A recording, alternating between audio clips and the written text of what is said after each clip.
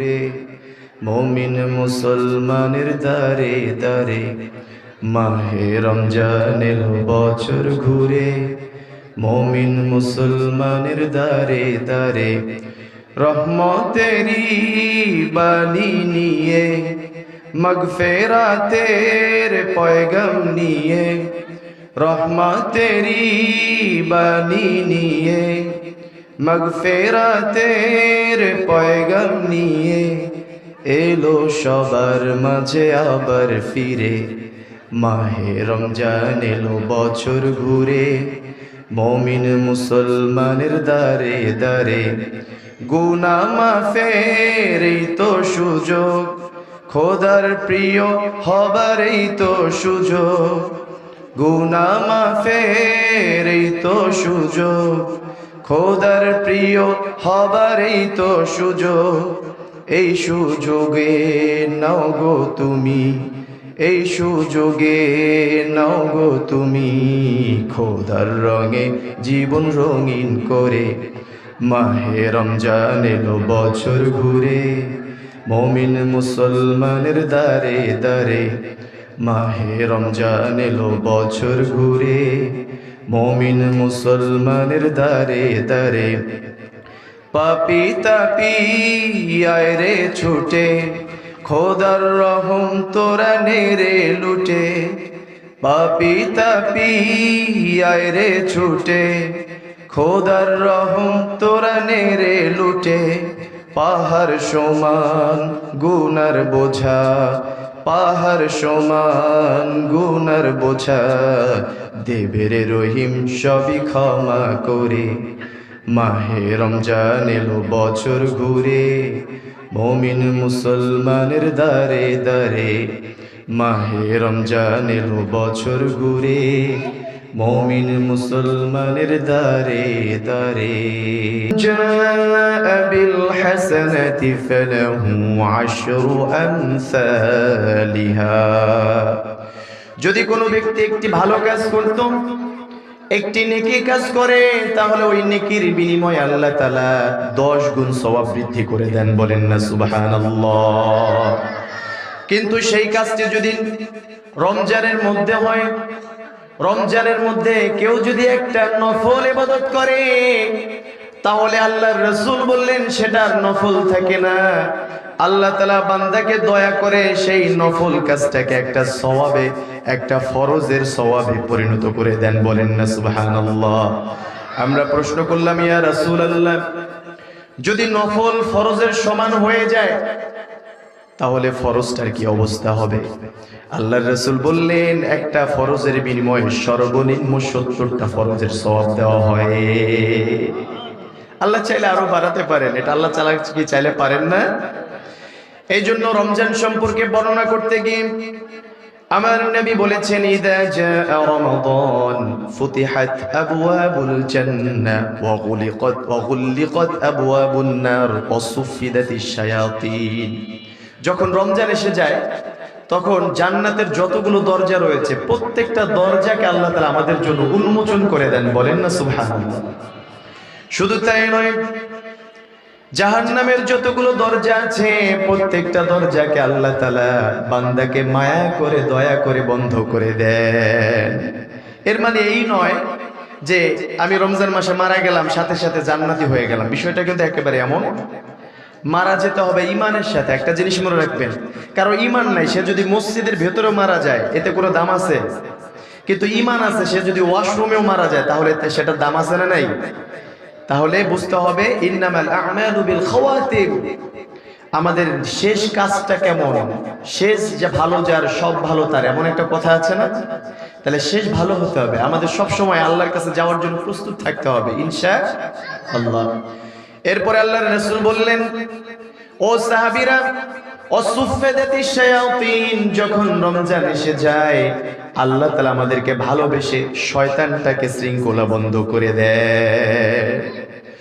শয়তান এতদিন পর্যন্ত যে পাইচারি করতো, আমাদেরকে ধোঁকা দিত, জাহান্নামী বানানোর জন্য উঠে পড়ে লেগেছিল, আল্লাহ তাআলা সেই শয়তানটাকে রমজান এলেই আটকে ফেলেন। সুবহানাল্লাহ। কারণ আল্লাহর রাসূল সাল্লাল্লাহু আলাইহি ওয়াসাল্লাম এর পরে আবার বললেন, শয়তানকে বাধা হয়। আমাদের প্রশ্ন থাকে, হুজুর যদি শয়তানকে বাধা হয়ে থাকে তাহলে বলেন রমজান মাসে মানুষ গুনার কাজ কিভাবে করে, শয়তানি কাজ কিভাবে করে? এরকম প্রশ্ন আসে না নাই? এরকম আসে না যে ওই লোকটা তাহলে ও কিভাবে শয়তানি করতেছে, ওর ভিতরে কি শয়তান ভর করেছে? শয়তান যদি বাধাই থাকে শয়তানি কাজ করে কেমনে? এটার উত্তর এক একজন এক এক ভাবে দেয়। তবে কোরআনের ভিতরে একটা সুন্দর একটা সমাধান আছে। সূরা নাস আপনাদের মুখস্থ আছে? সবার মুখস্থ আছে? আমার সাথে পড়েন, কুল আউযু বিরাব্বিন নাস মালিকিন নাস ইলাহিন নাস মিন শাররিল ওয়াসওয়াসিল খান্নাস আল্লাযী ইউওয়াসওয়িসু ফী সুদুরিন নাস মিনাল জিন্নাতি ওয়ান নাস। আল্লাহ তাআলা আমাদেরকে শয়তান থেকে পানা চাওয়ার যত ব্যবস্থা, সব ব্যবস্থাগুলোকে কোরআনের ভিতরে দিয়ে দিয়েছেন। বলেন আলহামদুলিল্লাহ। এর মধ্যে অন্যতম একটা নিয়ম হলো, আপনি যদি সূরা ফালাক সূরা নাস পড়ে আল্লাহর কাছে বলেন আল্লাহ শয়তান থেকে আমাদেরকে রক্ষা করেন, আপনি সূরা ফালাক সূরা নাস পড়েছেন, আপনাকে শয়তান স্পর্শ করতে পারবে না। এই সূরা নাসের শেষের আয়াতটা আপনারা পড়েছেন, মিনাল জিন্নাতি, বলেন না সবাই, মিনাল জিন্নাতি ওয়ান নাস। আল্লাহ মানুষ শয়তান এবং জিন শয়তান থেকে আমাদেরকে রক্ষা করেন। কয় ধরনের শয়তানের কথা বলা হয়েছে? তার মানে শয়তান শুধুমাত্র জিনের মধ্যে এমন না, মানুষের ভিতরে শয়তান আছে না নাই? যদিও আমাদের ভিতরে শয়তান নাই, কিন্তু আমরা চাই যেন মানুষরূপী শয়তান আমরা না হই। সবাই চাই তো ইনশাআল্লাহ? আল্লাহ তাআলা আমাদেরকে সোনার মানুষ হিসেবে কবুল করুক, বলে না আমিন।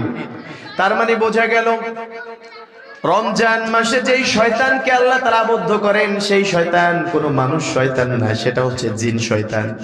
কিন্তু মানুষ শয়তান যেহেতু ছাড়া থাকে, এই জন্য কিছুটা দুষ্টামি ও দুনিয়াতে করে, কিন্তু পাক্কা রোজাদার যেই ব্যক্তি, সেই ব্যক্তির সাথে শয়তানি করা চলে। আপনি বুঝবেন কিভাবে আপনার রোজা কবুল হচ্ছে? বোঝার অন্যতম একটা মাধ্যম হলো আপনি রমজানে রোজা পালন করবেন, দেখবেন রোজা পালন করা অবস্থায় আপনার দ্বারা যদি কেউ কোনো গুনাহ করাতে না পারে, যদি শয়তানি কাজ না করাতে পারে, ঘুষ খাওয়াতে না পারে, সুদ খাওয়াতে না পারে, মিথ্যা কথা বলাতে না পারে, তাহলে ধরেই নেবেন আপনার রোজাটা আল্লাহ কবুল করেছে। তাহলে রমজান থেকে প্রমাণ পাবে আমার রোজা কবুল হয়েছে কিনা, যে আমি শয়তানি কাজ থেকে বাঁচতে পেরেছি কিনা। কথা বোঝা যায়? এই জন্য আমার প্রিয় ভাইয়েরা, যখন রোজা রাখলাম আমার রাসূল বললেন, ও সাহাবীরা রে, রোজাটা কোনো সাধারণ বিষয় নয়। as-সাওমু জুন্নাহ, রোজাটা হচ্ছে মুমিনের জন্য ঢাল স্বরূপ। রোজাদার যখন রোজা পালন করে চাইলেই কোনো গুনাহ তাকে স্পর্শ করতে পারে না। রোজা কেমন ঢাল? যেমন যুদ্ধ গেলে যদি প্রতিপক্ষকে আপনার ফেরাতে হয় তাহলে অবশ্যই একটা ঢালের দরকার। ঢাল আপনার হাতে যতক্ষণ আছে ততক্ষণ আপনি হয়তো বা নিজেকে রক্ষা করতে পারবেন, ঢাল নাই নিজেকে রক্ষা করা কঠিন হয়ে যাবে না, কি বলেন আপনারা? সুতরাং রোজা হচ্ছে ঢাল স্বরূপ। আপনি যখন রোজা পালন করবেন দেখবেন একজন এসেছে আপনার কাছে একটা অশ্লীলতা নিয়ে, আপনার মন চাবে না, কারণ আপনি জানেন আপনি রোজা। একজন এসেছে আপনাকে হারাম অফার করার জন্য, ওই হারাম জিনিসটার দিকে আপনি চাইলেই ধাবমান হতে পারবেন না, কারণ আপনি রোজা। আপনি যখন রোজা রাখেন তখন দেখবেন মিথ্যা কথা মুখ থেকে বের হতে চায়। যদি লেনদেন করে তাহলে কেউ যদি কোনো মিথ্যার লেনদেনের প্রয়োজন হয় যদি আসে, তাহলে বলে যে তোমার সাথে এখন কথা হবে না, এখন তো বিকেল 1:30 বাজে, তাহলে তোমার সাথে দুপুর 1:30 বাজে, তোমার সাথে কথা হবে মাগরিবের নামাজের পরে। কয় কেন, কি হয়েছে? কয় কিছু সিক্রেট বিষয় আছে, যে কথাবার্তা এটা আমি রোজা রাখা অবস্থায় বলতে পারবো না, রোজা ভাঙার পরে ইফতার করার পরে বলতে হবে। এরকম আছে না নাই? তার মানে রোজা বাধা দেয়। যুবকরা অনেকেই আছে মোবাইলের গুনার সাথে অ্যাট্রাক্টেড, ইনভলভ। মোবাইলে বিভিন্ন রকমের ভিডিও, নাচ গান এগুলো দেখে। দেখবেন এই যুবকটাও সারা বছর যদিও গান শুনতে অভ্যস্ত, ও দেখবেন রোজা রাখা অবস্থায় গান শুনতে চায়।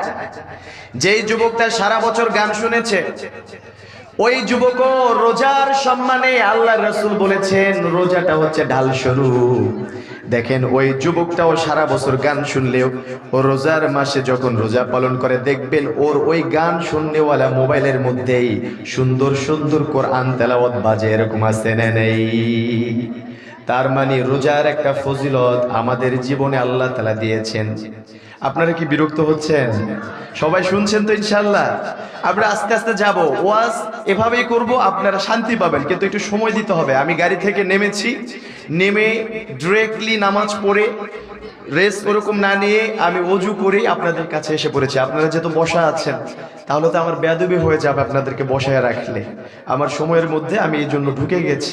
হুজুর বসে আছেন, আমার উস্তাদের উস্তাদ। আপনারা জানেন না, হুজুর হাফেজ আবুল খায়ের হুজুরের উস্তাদ। তাহলে হাফেজ আবুল খায়ের হুজুর হচ্ছে আমাদের উস্তাদ, হুজুর হচ্ছে আমাদের উস্তাদের উস্তাদ। আমার মনে হয় যে আমার উস্তাদের উস্তাদ হুজুরেরও তো উস্তাদ, না? তাহলে দেখেন, হুজুরকে বসায় রেখে ওয়াজ করা, এটা আমার দ্বারা শোভা পায় না, কিন্তু হুজুর তো আমাকে নাতির মতো দেখেন। আগে আদর করে যত্ন করে আমাকে নাতি বলে ডাক দেন মাঝে মাঝে। হুজুর আমাকে অনেক স্নেহ করতেন, করেন আলহামদুলিল্লাহ। যেটা বলছিলাম, রোজা নিয়ে আমরা কথা বলতেছি। এই রোজা যেন আমাদের কাছ থেকে মিস না হয়ে যায়। একটা জিনিস মনে রাখবেন, এই রোজাটা কেন দিলেন আল্লাহ তাআলা বলেন তো আমাদেরকে? আরেকটা কারণে, কোরআন অনুযায়ী তাকওয়ার জন্য দিয়েছেন, কিন্তু আরেকটা কারণে আল্লাহ তাআলা রোজা দিয়েছেন। সেই মূল কারণটা হচ্ছে, ওই যে অনেকে বলে না, হুজুর এত ঘুরায় পেঁচায় কথা বলেন কেন? আপনার কথার মূল উদ্দেশ্যটা কি? মূল উদ্দেশ্যটা আল্লাহ তাআলা রোজার মাধ্যমে আল্লাহ আমাদেরকে ক্ষমা করে দিতে চান। বলেন না সুবহানাল্লাহ। আল্লাহ তাআলা কোরআনের মধ্যে বলেছেন, নাব্বি ইবাদি আন্নী আনাল গফুরুর রহিম। নবী হে, আমার গোলামদেরকে জানিয়ে দেন, আমার বান্দাদেরকে জানিয়ে দেন, আমি আল্লাহ তাআলা জান্নাত বানিয়েছি, জাহান্নামও বানিয়েছি। আমার গোলামরা ভাবতে পারে জাহান্নাম ওদেরকে শাস্তি দেওয়ার জন্য বানিয়েছি। আসলে জাহান্নামটা আমি আমার বান্দাদেরকে শাস্তি দেওয়ার জন্য বানাই নাই। আমি মূলত আমার গোলামদের জন্য জান্নাতটাকে বানিয়েছি, জাহান্নামটা তাদেরকে ভয় দেখানোর জন্য বানিয়েছি, যাতে করে জাহান্নাম দেখে ভয় পায়। নাব্বি ইবাদি আন্নী আনাল গফুরুর রহিম। আমরা প্রশ্ন করলাম, আল্লাহ যদি জাহান্নামে আমাদেরকে নিতে নাই হয়, নিতে আপনি নাই বাঁচান, তাহলে কেন জাহান্নামটাকে বানিয়েছেন? আল্লাহ বলল, ও গোলাম, জাহান্নাম তো বানিয়েছি, কিন্তু তোমাদের জন্য আমি বললাম আন্নী ইবাদি আন্নী আনাল গফুরুর রহিম। আমি আল্লাহ তাআলাই সর্বশ্রেষ্ঠ ক্ষমাবান, ক্ষমাশীল। তোমরা যদি একবার সারা জীবন ভুল কাজ করেছো, যদি রোজাটা পাও, রোজার শুরুতেই যদি আল্লাহর কাছে ক্ষমা চাও, তাহলে আমি আল্লাহ তাআলা কথা দিলাম, ওমান তাবা ফাইন্নামা ইয়াতুবু আলাইহি। আল্লাহ বললেন, তোমার যত গুনাহ রয়েছে আমি আল্লাহ তাআলা প্রত্যেকটা গুনাহ মাফ করে দিব। শুধুই আল্লাহ তাআলা ক্ষমা করবেন না, কোরআনের মধ্যে আল্লাহ বললেন, ইউবাদদিলুল্লাহু সাইয়্যাতিহিম হাসানাত। শুধু ক্ষমা করব না, সারাটা জীবন যত গুনার পাহাড় বানিয়েছো, বোঝা বানিয়েছো, প্রত্যেকটা গুনাহকে আমি আল্লাহ তাআলা ওই পাহাড় সমান গুনাহকে আমি নেকি দ্বারা পরিপূর্ণ করে দিব। এজন্য আল্লাহ চান আমাদেরকে ক্ষমা করতেন। আমরা কি ক্ষমা পেতে চাই? আল্লাহ সব সময় আমাদের দিকে কেমন যেন তাকিয়ে আছেন, আমার বান্দা আমার দিকে ফিরে আসো, আমার বান্দা ভুল কাজ করেছে, আমি আমার বান্দাকে মাফ করে দিতে চাই। নিঃশ্বাস যাওয়ার এক মুহূর্ত আগ পর্যন্ত যদি আমরা আল্লাহর কাছে ক্ষমা চাই, আল্লাহ কি ক্ষমা করবেন না? বলেন, আপনি কি পাপ করেছেন বলেন? আপনি কতগুলো রোজা ভেঙেছেন? আপনার মনে হতে পারে, হুজুর এই মাসে রোজা রাখবো, সারা জীবন তো রোজা ভেঙে ফেলেছিলাম, হুজুর এই মাসে রাখার বড় ইচ্ছে, এখন যদি রোজা পালন করি আল্লাহ কি আমাকে মাফ করবেন? আপনার কি মনে হয় আল্লাহ কি মাফ করতে পারেন? আল্লাহ রাসূল বলেছেন, মান সামা রমাদান ঈমানান ওয়া ইহতিসাবা। যদি কোনো ব্যক্তি রমজান মাসে ঈমানের সাথে আল্লাহর কাছে আরজি রেখে রোজা পালন করতে পারে, ওই ব্যক্তি যত গুনাহগার থাকুক না কেন, আল্লাহর রাসূল বললেন, গুফিরা লাহু মা তাকদ্দামা মিন যামবি। তার সারা জীবনের সমস্ত গুনাহগুলোকে আল্লাহ তাআলা ক্ষমা করে দিবেন। তার মানে হচ্ছে রমজান আমাদের জন্য ক্ষমা পাওয়ার অন্যতম মাধ্যম। যারা আরবি গ্রামার বোঝে তারা বুঝবে, রমজান শব্দটা মূলত রমিম দদ, রমিম দদ থেকে, এটা হচ্ছে রমদুন ধাতু থেকে। রমদুন শব্দের অর্থ হচ্ছে জ্বালিয়ে দেওয়া, পুড়িয়ে দেওয়া, ছাই করে ফেলা। সুবহানাল্লাহ বলবেন না? প্রশ্ন আসতে পারে, হুজুর এটা কি বলেন? জ্বালাও পোড়াও আন্দোলন করবেন নাকি? আবার আসলে জ্বালাও পোড়াও আন্দোলন করার জন্য বলি নাই। আল্লাহ তাআলা এই শব্দটার নাম রমাদান রেখেছেন, রমদুন থেকে। কেমন যেন আমাদের সমস্ত গুনাহগুলোকে আল্লাহ তাআলা রমজানে যদি সঠিকভাবে রোজা পালন করতে পারি, রাতের বেলা তারাবির নামাজে অংশগ্রহণ করতে পারি, আল্লাহ তাআলা আমাদের সমস্ত গুনাহগুলোকে জ্বালিয়ে পুড়িয়ে নিশ্চিহ্ন করে দিবেন। বলেন না সুবহানাল্লাহ? তাহলে আমরা রোজা পালন করতে রাজি আছি? এই জন্য আল্লাহ তাআলা বললেন, ইয়া আইয়ুহাল্লাযীনা আমানু কুতিবা আলাইকুমুস সিয়াম, ঈমানদারেরা তোমাদের উপরে রোজাটাকে কুতিবা আই ফুরিদা, তোমাদের উপরে রোজাটাকে আমি আল্লাহ তাআলা ফরজ করে দিয়েছি। কেউ যদি জিজ্ঞেস করে কালকে রমজান সম্পর্কে হুজুর আলোচনা করেছে, বলো তো রমজানটা কি, রোজা রাখাটা কি ফরজ ওয়াজিব নাকি নফল? রমজান মাসে রোজা রাখাটা কি আপনারা বলেন ফরজ না? সুতরাং এটা মনে রাখতে হবে, আমাদের উপরে কি শুধুমাত্র ফরজ নাকি আমাদের পূর্বে কারো উপরে ফরজ ছিল? বাবা আদম আলাইহিস সালাতু ওয়াস সালাম থেকে শুরু করে পৃথিবীতে এই পর্যন্ত যত মানুষ আল্লাহ পাঠিয়েছেন প্রত্যেক উম্মতদের উপরে রমজান, প্রত্যেক উম্মতের উপরে রোজার বিধান আল্লাহ তাআলা দিয়েছেন। সুবহানাল্লাহ বলবেন না? যদিও তাদের উপরে রমজান মাস আল্লাহ দেন নাই। আদম আলাইহিস সালামের সম্পর্কে হাদিসের মধ্যে পাওয়া যায়, সাইয়েদুনা আদম আলাইহিস সালাম রোজা পালন করতেন মাসের 3 দিন, 13, 14, 15 তারিখে আরবি মাসের এই 3 দিন আদম আলাইহিস সালাম রোজা রাখতেন। বলেন না সুবহানাল্লাহ? এরপরে আমাদের প্রশ্ন আসলো, বুঝলাম আদম আলাইহিস সালাম 3টা রোজা রাখতেন, তাহলে আমাদেরকে হুজুর বলেন অন্যান্য নবীরা কি রোজা রেখেছেন নাকি? আল্লাহ রাসূল বললেন, নূহ আলাইহিস সালাম 2 ঈদের 2 দিন ছাড়া প্রত্যেকটা দিন রোজা পালন করতেন একজনের খুশির জন্য। তিনি কে? সেই আল্লাহকে খুশি করার জন্য যদি কেউ রোজা পালন করে, আল্লাহকে খুশি করার জন্য যদি কেউ রাতের বেলা সাজদা করে, তাহলে আল্লাহর কাছে প্রিয় ভাজন ওই ব্যক্তি হয়ে যায়। সাজদায়ে নত হও, অশ্রু ঢালো, প্রভুর শরণে হৃদয় গারো, প্রাণ খুলে সব ব্যথা বলো প্রভুকে, বলো প্রভুকে। এই রাত কি কেটে যাবে ঘুমে অলসে? আমরা কি অলসে রাত কাটাতে চাই? সারাদিন রোজা রাখার পরে তারাবির নামাজে অংশগ্রহণ করবো তো ইনশাল্লাহ। 2টা জিনিস মনে রাখবেন, কিয়ামতের দিন আমাদের জন্য সুপারিশ করবেন আল্লাহর কাছে। কয়টা জিনিস? একটা হচ্ছে সিয়াম, আরেকটা হচ্ছে ওয়াল কোরআন। একটা হচ্ছে রোজা আর একটা হচ্ছে কোরআন। এই 2টা জিনিস আল্লাহর কাছে সুপারিশ করবে কিয়ামতের ময়দানে, যখন বান্দার বাঁচার মতো কোনো উপায় থাকবে না। প্রত্যেকটা বান্দা বাঁচার জন্য হায় হায় করবে। এমত অবস্থায় আল্লাহর কাছে রোজা ডাক দিয়ে বলবে, আল্লাহ আমি হচ্ছে এই ব্যক্তির সেই রোজা যেই ব্যক্তি দুনিয়ায় থাকা অবস্থায় রমজানের সিয়াম সাধনা করতে গিয়ে সকাল থেকে সাহারি থেকে শুরু করে ইফতার পর্যন্ত সর্বপ্রকারের পানাহার এবং স্ত্রীকে স্পর্শ করা থেকে বিরত ছিল। আল্লাহ যেই ব্যক্তি আমাকে হেফাজত করার জন্য, আমি রোজাকে সংরক্ষণ করার জন্য দুনিয়াতে কষ্ট করেছে দিনের বেলা, তারপরেও খাবার খায় নাই, স্ত্রীর সাথে সময় কাটায় নাই, এই ব্যক্তির জন্য আজকে তার পক্ষে আমার সুপারিশকে কবুল করেন। আমি তার ব্যাপারে সুপারিশ করতে চাই, তাকে জান্নাতি বানাতে চাই। আল্লাহ তাআলা বলবেন, তাহলে কোরআন তুমি কি বলতে চাও? কোরআন বলবে, একটা আরজি রয়েছে, আমার আরজিটা হলো রমজানের রোজা যেমন করে আপনার কাছে সুপারিশ করতে চায়, আমিও তো আপনার কাছে দাবি করতে পারি এই লোকটা সারাদিন রোজা রেখেছে, রোজা রেখে রাতের বেলা ক্লান্ত হয়ে যায় না, শ্রান্ত হয়ে তারপরে ওই অসুস্থ শরীরে শুয়ে পড়ে নাই। আমি তারাবির নামাজের ভিতরে আমি কোরআনকে তেলাওয়াত করেছি, কোরআন শ্রবণ করেছি, রাতের বেলা ঘুম থেকে আমি কোরআন থেকে বিরত রেখেছিলাম। আজকে আমাদের 2 জনের সুপারিশে তাকে জান্নাত দিতে হবে। আল্লাহ রাসূল বললেন, ফায়ুশাফাআন, আল্লাহ তাআলা উভয়ের সুপারিশকে রোজাদারের পক্ষে কবুল করে তাদেরকে জান্নাত দিয়ে দিবেন। এই জন্য রোজা আমাদের দরকার আছে না নাই? সারাটা জীবন আমরা হয়তোবা অন্যায় কাজ করেছি, ভুল কাজ করেছি, কিন্তু রমজান আমাদের জন্য বড় সুযোগ। আমার বাবারা, রোজা রাখা যাবে তো ইনশাল্লাহ?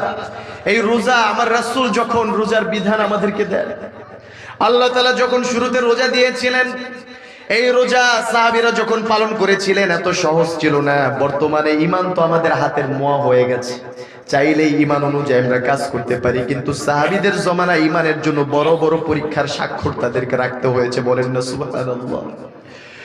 আমার মুসলমান ভাইয়েরা, যখন সাহাবীদের জমানা ছিল ওই সময় দেখা গিয়েছে এত সহজে কেউ ইমানের ঘোষণা দিতে পারে না, ইমানের জন্য বড় বড় পরীক্ষা আল্লাহর কাছে দিতে হয়েছে।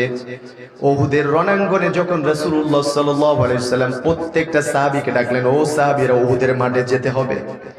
এর মধ্যে হানজালা রাদিয়াল্লাহু তাআলা আনহু নামে একজন প্রসিদ্ধ সাহাবী ছিলেন, আপনারা অনেকে নাম শুনেছেন। হযরতে হানজালা, তার বিয়ের সময় এসে গেছে। আল্লাহর হাবিব সাল্লাল্লাহু আলাইহি ওয়াসাল্লাম